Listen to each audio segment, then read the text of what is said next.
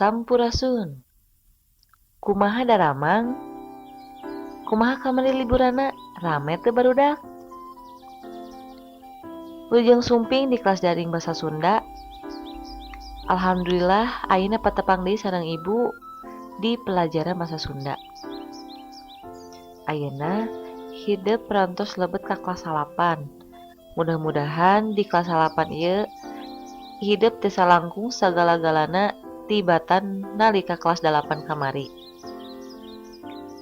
Nah, di tahun ajaran ayeuna pasti benten pisan sareng tahun ajaran anu sataacana. Sabab anu biasana urang diajar di kelas, ayeuna mah kedah diajar jarak jauh ngagunakeun internet. Tapi ieu ulah dijantenkeun alasan kanggo urang henteu diajar soson-soson. Kukituna semangatnya barudak.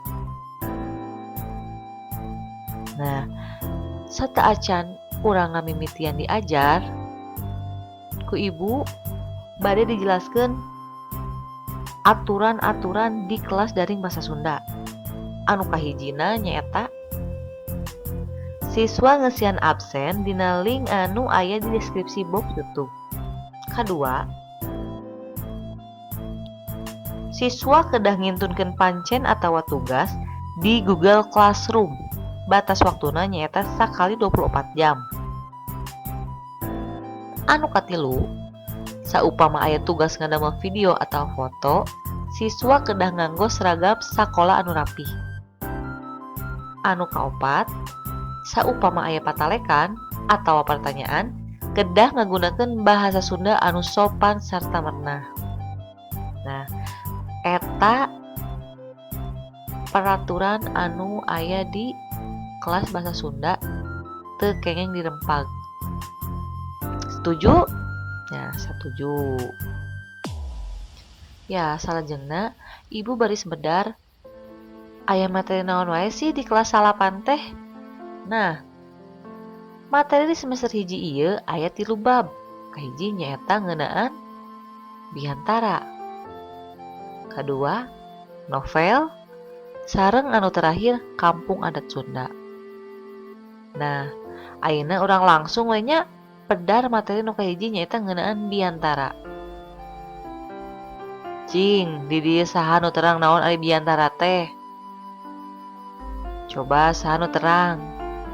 Nah, biantara teh upami dina bahasa Indonesia nama pidato. Jadi, biantara teh nyaeta nyarita di hareupeun balarea dina kaayaan anu resmi. Contona biantara ketua OSIS dina acara patroli dineng. Nah, salianti biantara ketua OSIS aya misalna biantara RT di acara 17 Agustus misalna. Pokona sarupaning anu nyarios di hareupeun balarea. Nu dimaksud nyarios di hareupeun balarea teh nyata nyarios di payuneun seueuran kitu tah. Tapi dina kaayaan anu resmi eta pasti disebat biantara. Jadi saupamana hidup nuju ngariung seueuran terus hidup nyarita eta teu tiasa disebat biantara, eta mah curhat atanapi nyarita biasa gitu sabab kaayaanna teu resmi. Nah, kitunya pengertianna teh. Ayeuna urang lajeng kana bagian-bagian biantara. Kahiji aya bubuka. Bubuka teh eusina ngucapkeun salam sareng sanduk-sanduk kanu hadir. Kadua aya eusi. Eusi nyaeta ngebrehkeun pamaksudan biantara. Katilu aya panutup. Eusina sanduk-sanduk deui dipungkas ku salam.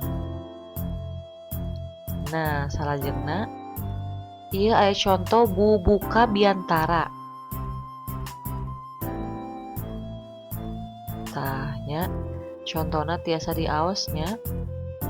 Bismillahirrahmanirrahim. Assalamualaikum warahmatullahi wabarakatuh. Sadaya puji sineneng syukur rangsangkakeun ka Gusti Numur Baeng Alam anu Maha Welas tur Maha Asih. Henteu aya pilih kasih kasugri anu kumelip di ieu bumi.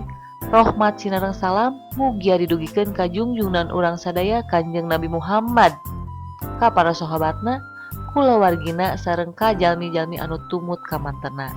Nah, teras salajengna pokona namanya tiasa diaos. Nah, eta bagian nu buka.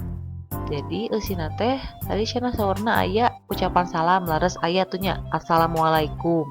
Teras sanduk-sanduk. Nah, sanduk-sanduk teh nyaeta kalimat anu sasadu gitu tah.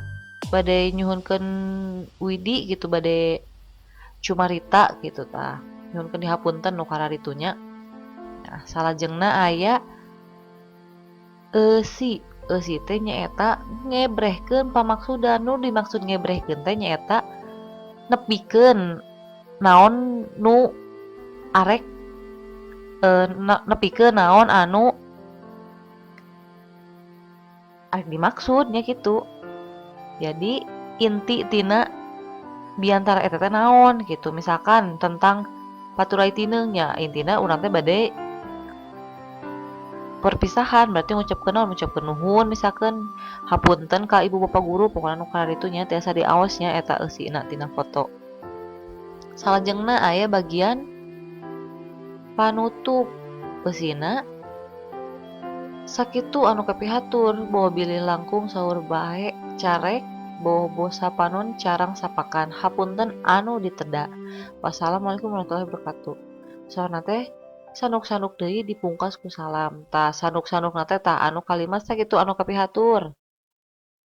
Boh bilih langkung saur bae carek boho sapanon carang sapakan. Tah eta sanduk-sandukna dipungkas ku salam. Nah, kan tadi hidup terus ningali contohna kumaha.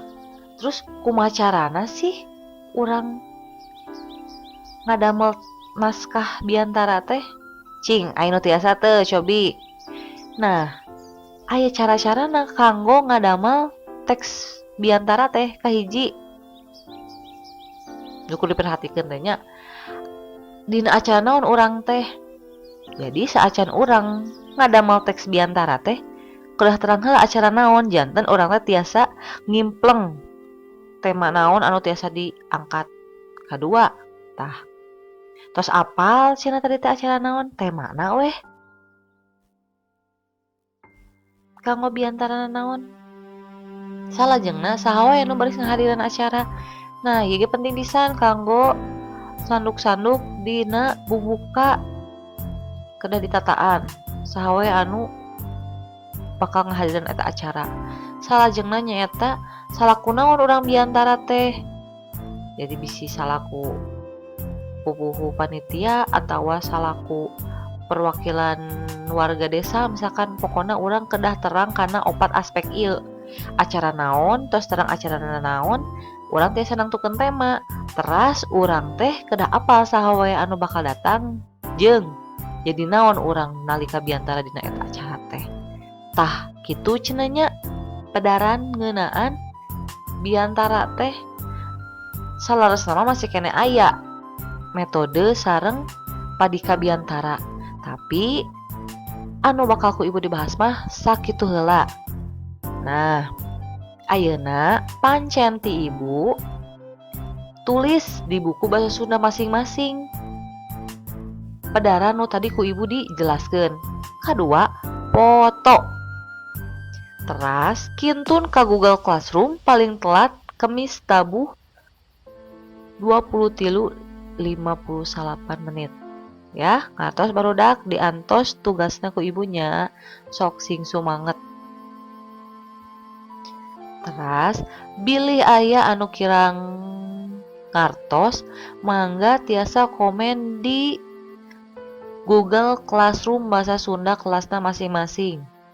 Ya, hapuntennya bilih aya kirang-kirang ti ibu. Hatur nuhun. Wassalamualaikum warahmatullahi wabarakatuh. Sampurasun.